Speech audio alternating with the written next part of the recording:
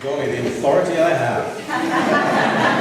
Now, the first thing I need to make sure is that you can understand me, because I speak English properly. So, man at the back in the blue and black, you can hear me okay? A lady just put her hand up. All right, good. Because otherwise you'll be really bored. Thank you for inviting me. It's my second time in this church. Hey, I came back. That must be a good thing. And I thought they wanted me to be part of the liturgical dancers. But I said to someone earlier, me in a leotard, haven't you suffered enough? So that's not going to happen. It may be fairly obvious to you that I don't spend a lot of time with hairdressers at the barber. You know, with the tonsorial arts, if you don't know, look it up. That's not really for me, it's just the clippers. But anyway, I have a friend who is a barber. He's not a hairdresser, that'd be $2,000. He's a barber, very traditional, old-fashioned barber.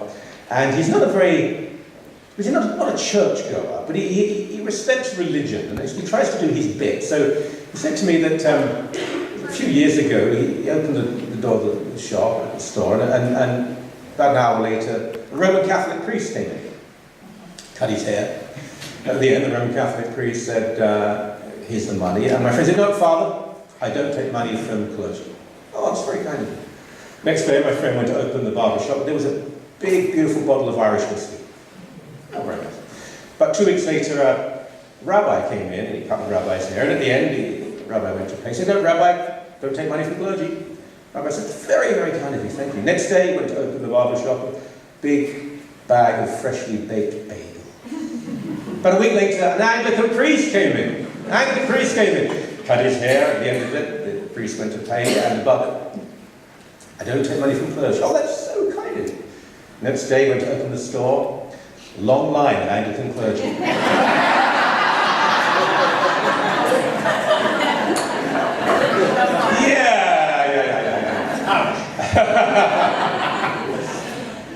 You know, I do a fair bit of preaching, and I probably shouldn't say this with him there, but if the gospel reading is very difficult, I don't preach on it. I think of something else, you know. There must be an event, there must be an anniversary or something, or you always try and find a way there. A couple of weeks ago, it was the sin against the Holy Spirit. I don't know.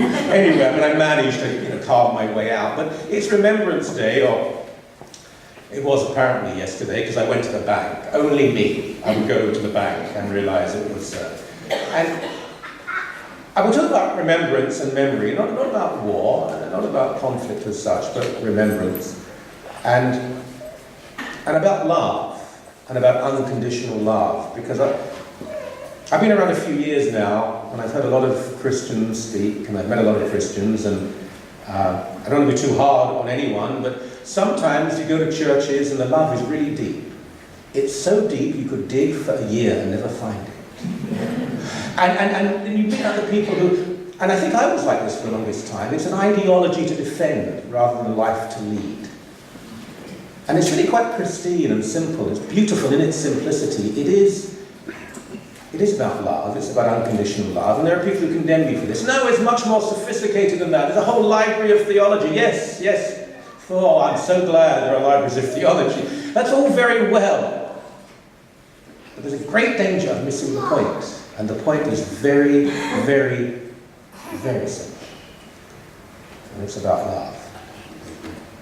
Now, my wife and I got married 30 years ago. I think we're still together. I forget sometimes. But 30 years ago I got married in beautiful Whitby, Ontario. That's why I'm in Canada, by the way. The only reason I'm in Canada is 31 years ago I was giving a paper at the University of Toronto, and it was an academic paper, so I read every word of it. And at the end of it, there was a cocktail party, a big cocktail party, and this very beautiful young woman came up to me, lightly drunk, and it's the honest truth, she said to me, "You're amazing," and thinking this may never happen again, I married her. Hasn't happened again. And she certainly hasn't said it again. But anyway, that's why I'm in Canada.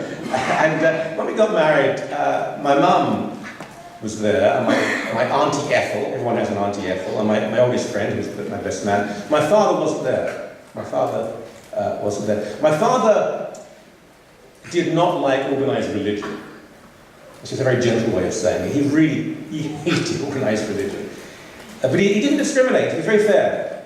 Didn't matter what it was, Christianity, Judaism, Islam, they were as bad as each other. Organised hypocrisy, no time for it at all. I became a Roman Catholic in 1984, and my dad, I'll never forget this, he said, "If it makes you happy, just don't tell me about it."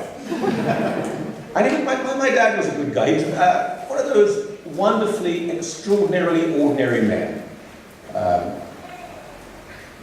Lancaster in Hamilton, just down the road, which I went in a few years ago, I flew into Hamilton. My dad was in Lancaster Bomb. He was a rear gunner. He was a flight sergeant. At 17, my God, I would have, well, I can't say what I would have done if I was asked to do that at 17. So he was in the RAF and Bomber Command as a kid, came out, no formal education, clever, but no formal education. He was a cab driver. You know those black cabs in London, England? He was a cab driver. Tough, strong, decent man who didn't like organised religion. So I became a Catholic in '84, and my wife and I were married in a Roman Catholic church. And my dad wrote a letter to my wife. This was long before the internet. And even if there was internet, my parents certainly wouldn't have. Where'd you plug it in? How'd you turn this on, Mike? And he wrote a letter to my wife, and he said, "Dear Bernadette, I love you, and I love Michael. Everything I have is yours." My dad never even owned a new car, for goodness sake. But if I saw Michael married in a Catholic church, I'd be physically sick. And I got really angry. My wife, less so. She said, "You've got to understand." And I don't want to understand. And he didn't come. I mean, it was very painful. He didn't come to the wedding. And he didn't come to visit us in Canada. My mum came every couple of years, and we went over there every year. But my dad wouldn't come to visit us in Canada, and he said it was because he couldn't take time off work. But I knew what it was. He was nervous of what he thought would be our religiosity. He probably thought we were going to jump on him and forcibly baptize him. We were, actually. We were. We had a holy water pouring. And he didn't come. And he didn't come, and it was difficult. He didn't see enough of the kids growing up, and it was a problem. And then one day, I received a telephone call from my mum, and it's one of those odd things, isn't it, where I bet you've had this experience. You know it's bad news. I'm sure it's déjà vu in a way. I don't know how the brain exactly operates, but you sort of realize this is not good. And I picked up the phone, and I said, "What is it, Mum?" And she said, I could tell she was very upset. She said, "Dad's had a very bad stroke, and they don't know if he's going to pull through." So I said, "Well, I'm coming over." She said, "Would you?" As though I wouldn't care. And I flew over that night. And arrived the next morning, hadn't slept, and I got in the underground, the subway across into East London where my parents lived, and knock on the door, my mother opens the door, and we hug each other, and we get into my dad's old car, and we drive to the hospital. And there's my dad, who was a very strong, tough man. He was welterweight boxing champion of the RAF in 1945, and that's when the RAF was big. And he was a strong, tough man. And he'd become a baby again. He'd become a baby again. He was sitting up in bed with his pajamas that didn't quite fit, and there was the IV in his arm, and there was some stitching around here from where he'd fallen, a little bit of blood, and there was saliva. And they were taking care of him. It was just... And the doctor said to us, we just don't know. Try and act as normally as you can, which was well-meaning but completely ridiculous advice. So we sat there and we tried to be normal. So we told jokes, and we spoke about the weather, which is they don't have weather in Britain, and we just sat there. We didn't know what to do, and it was awful. And then the doors of the ward opened, and my sister came in, and she was looking at the ground and didn't know what to do. And then my brother-in-law John came in, and he was looking at the ground and didn't know what to do. And then my niece Tessa came in and was looking at the ground and didn't know what to do. So we have me, my mum, John, Stephanie, to five people, 5 highly educated people who had no idea what to do. And there's my dad, semi-conscious, hardly any movement. no consciousness at all. But then another person comes in. But this person is different. She doesn't walk into the room. It's like a force of nature, a force of lightning. You know the Tigger character in Disney? T-I-double-G-R. She bounds into the room. She leaps into the room, and in 3 or 4 leaps, she leaps, and she leaps on the bed next to her grandpa, to my dad. She leaps on the bed next to Grandpa, and she gets under the blankets of the bed next to Grandpa, and she puts her arms around Grandpa, and she falls asleep. Now, I should give you some background here. Katie is my other niece. She's what is known as, I'm not sure what the exact terminology is today, it changes, handicapped, challenged, disabled. She's profoundly autistic. I don't mean the autism that Hollywood has fun with, you know, where you go to casinos and earn lots of money. I mean, she will never live alone. She will never have a job. She's far too trusting of people, far too tactile. She makes noises that people find uncomfortable. But when she goes to see Grandpa, she always does the same thing, because she gets in early, because my sister drops her at the house early, and she jumps into bed with Grandpa and she cuddles him and falls asleep. So why would it be any different now? Just because there are smells and noises and it's all strange, why would it be any different? She does the same thing. She jumps in the bed, she cuddles Grandpa, she falls asleep, and for the first time in 2 days, my father shows emotion. He cries. And the tears then begin to cascade down his cheeks. Cascading down his cheeks. And we look at him, and then he seems to become more firm in his body, as though the muscles suddenly were in action. He turns his head. He had moved a little, but he turns his head quite deliberately, and he seems to be looking at me, and I think, no, it's just a muscle spasm, but the eyes are no longer cloudy and opaque. He's looking at me, and then he starts to tremble, and his lips, obviously, he's fighting like crazy to say something, and he's trying to make a word, and he makes a word, and the word is my name. He says, Michael. Then he says it again and again, and we press the panic button, you know, for the doctor, and the doctor runs in. The doctor's about 12, and and he was a nice guy, and I don't forget what he said. He said to me, wow, he said, this wasn't supposed to happen, it's like a miracle. He didn't mean miracle as we may think. He meant it wasn't in his textbook. It was a miracle. It was a miracle of unconditional love. This little girl, despised by many, let's not pretend. My sister can tell you stories. Still despised by many. Doesn't judge the situation. Doesn't judge anything. I love him. I want to show him my love. My dad had an 85% recovery. And a couple of years went by, and I received another phone call. My dad was very interesting. I would always say to him, how are you, Dad? And he would always say the same thing, not bad, not bad. And he could have been holding a severed limb under his arm. Not bad, not bad. And he said to me, would it be okay if we came to see you? And I said, yeah, that would be, sorry. Like we, as in the plural, the collective. And he said, yeah, me and Mum. I said, that would be great. That would be great. And they came over, my parents, and they spent 3 weeks with us. And my father saw all sorts of things he'd never seen before. And the last I saw my dad alive was when he walked through the departure gate at the airport with my mum.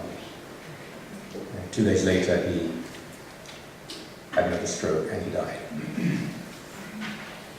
And I came back from the funeral, and I was sitting on the bed and I was crying. And my wife came over to me and said, it'll be okay, it'll be okay. And I said, will it burn? I mean, my dad just hated religion, he hated God, he hated everything, and concerned with that. I want to see him again, you know, I have a lot of apologizing to do, things I did wrong. And she sort of held me away, and she said, did you not look at Phil, that's what she called me. Did you not look at Phil when he came to church with us? It was a very odd thing. They were here for 3 Sundays, and the last Sunday, I remember it quite clearly. I said, Dad, we're going to church now. We have 4 children, the 6 of us. There's an omnibus edition of Coronation Street on. I'll leave you with that. And he said, no, I'll come with you. And I was surprised. And I didn't look at him because, I mean, my dad wasn't going to be rude or nasty, but I thought he might roll his eyes or just sort of, you know, shake a head. And I don't want that. I just don't want that. So I didn't look at him. And my wife said, Mike, when we went up to the altar to receive the Eucharist, your father had a smile on his face so broad I thought his face was going to fall apart. I've never seen such joy in my life. I will say it again. Because of the miracle of unconditional love. And that's what it's about. There are laws, some. We get to them through love. There is a way of living. We get there through love. There is a relationship with God. We get to that through love. And without it, it's all completely pointless. Actually, without it, it's much worse than that. Without it, it's dry and deadly and judgmental. Years ago, I used to have an afternoon show at News Talk 1010, CFRB as it was, and every afternoon I would go in to host the show, and there was a corner store, and I'd go in and I'd buy some nourishing food for the afternoon show, you know, chocolate, Coca-Cola, all the basic food groups covered. And one day I was walking and there was a homeless guy, and he was in bad shape, he was shaking and he stank. And I could barely understand what he was saying, but he came up to me as I was walking through, going towards the store, and he said, do you have any money? And I always do the same thing. I don't give money. I say, are you hungry? And almost always the response is yes, and buy some food, some conversation. Are you hungry? Yeah. So I went into the store, and of course he followed me. Why would he? But I didn't really expect it, I suppose. And he walked into the store, and I should think he lived, well, of course he lived and slept in the clothes he was wearing, and he stank. And everyone was looking around, and they were looking at me, which was embarrassing. I'm English, we're embarrassed professionally. And I got some food for me and for him. I put it all on the counter. And the woman behind the counter, almost certainly minimum wage, recent immigrant, working very hard, meant no harm, just doing her job. Sticks in my mind 3 times. She looked at him, she looked at me, she looked at him, she looked at me, she looked at him, she looked at me, and she said, are you 2 together? And all she meant was, the poor woman, are you paying for him? Because he clearly can't pay. And it probably took a second, but it seemed to take an eternity. And I said, yeah, we're together. Now one day I will be standing, stinking of my own sin actually, because contrary to popular belief, I'm not that bad, but yeah, I get a lot of things wrong. And I will be standing there, stinking of my own sin, and the question will be asked of the person next to me, are you 2 together? And because of my relationship with Christ, based in love, I believe the answer will be yes. And I will have eternity with God. I will spend eternity the way it should be, with the Creator. I despair sometimes. I'm on social media quite a lot. I've got followers on Twitter and Facebook, and I seem to spend too much time dealing with Christians, particularly in the United States, who believe that their Christianity is defined by how much they love Donald Trump, hate abortion, dislike equal marriage, and get angry about things. It's a different Christian credo, apparently, from the one I see in Scripture. And it can be very depressing. It can be very depressing, because I know lots of people read this and they think, oh, that's Christianity. It's being angry at things. It's waking up in the morning and saying, now, what can I be offended by today? But it's not about saying no, it's about saying yes. It's not about closing doors, but about opening them. It's not about standing at the corners and defending every area against invaders. It's about opening up every door possible and saying, please come in. It's about the affirmative. It's about love. And love is not passive. Love is not indifference. Love is aggressive. Love is moving forward. It's changing the world.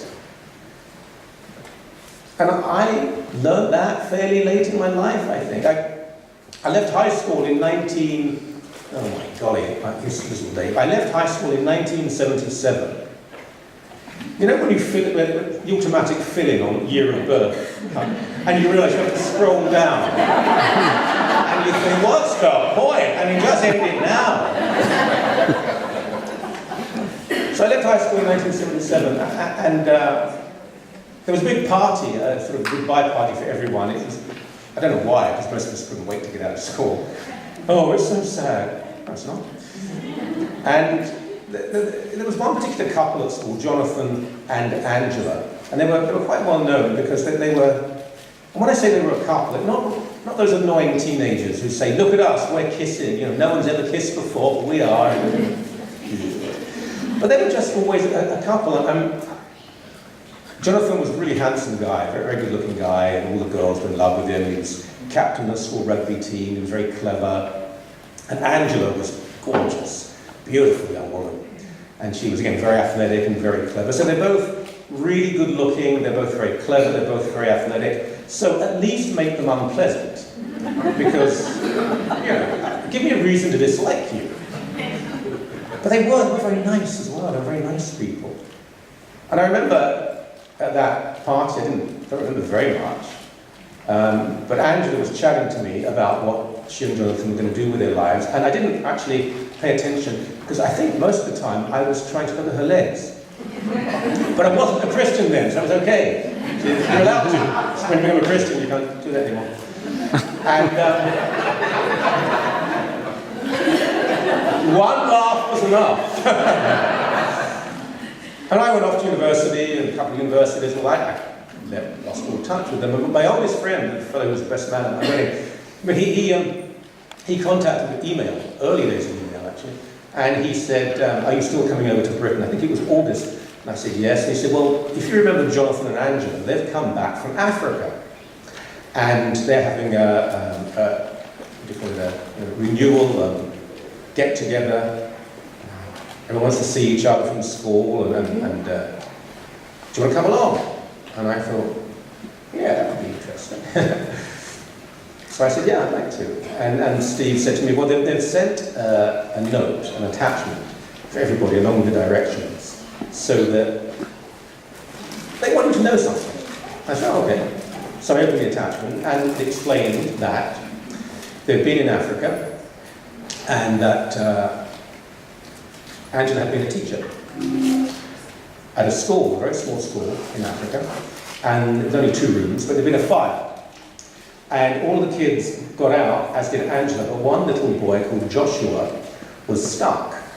And that Jonathan had run back into the school and had rescued this boy, and they were both okay, but Jonathan was quite badly burned. And they wanted people to know this so they weren't surprised when they saw him. And I went into my arrogant man of the world mode, you know. I've covered wars, you know. I've seen everything you can imagine. Nothing shocks me. I got there to the apartment, and I knocked on the door, and Angela opened the door, and she was as beautiful as ever, and she hugged me, and she said, you're the first one here. Jonathan, love to see you. Come in. And I walked in, and there was a man sitting in an armchair. I could barely recognise him, because there was so much scar tissue around his face, and I couldn't, his vision wasn't affected, but I couldn't make out his eyes, and eyes are often what you focus on, and I tried, I suppose, subconsciously to register normal reaction, but it never works. You can't do that. You give it away. And obviously, I must have looked like I was in shock. And I'll never forget what he said to me, because his voice was identical. Even all those years later, the voice was identical. He said, "All right, Coren," he said, "I know I look a bloody mess, but at least one of us has kept our hair." And, see, I wanted to laugh. I think laughter and tears maybe come from the same part of the psyche, and I started crying. And Angela came up and she hugged me and said, "Don't worry, Mike, we've all done a lot of that, don't worry, don't worry." And then this little African boy, who I didn't even know was there, he was hiding, it wasn't even a kitchen, like a kitchenette, but he'd been hiding behind the counter. He ran out and he jumped on Jonathan's lap and started tickling him, saying, "Daddy, Daddy, Daddy." And Angela said, "This is our new adopted son. His name is Joshua." And I didn't know until that night they were both annoying Christians. Those annoying Christians, the ones who don't write on my Twitter page. And they'd been out to Africa after university, Angela to teach, and Jonathan as an engineer to try and bring a clean water supply to the village. And they devoted their lives to God, to Christ, and to goodness, and to love. And Angela and I were chatting, and she said to me, she said, "You know, women used to look at my husband on the street. I could see them looking at him as he walked past. He was so good looking," she said. "Now everybody looks at him, but for a different reason. But I love him more than ever."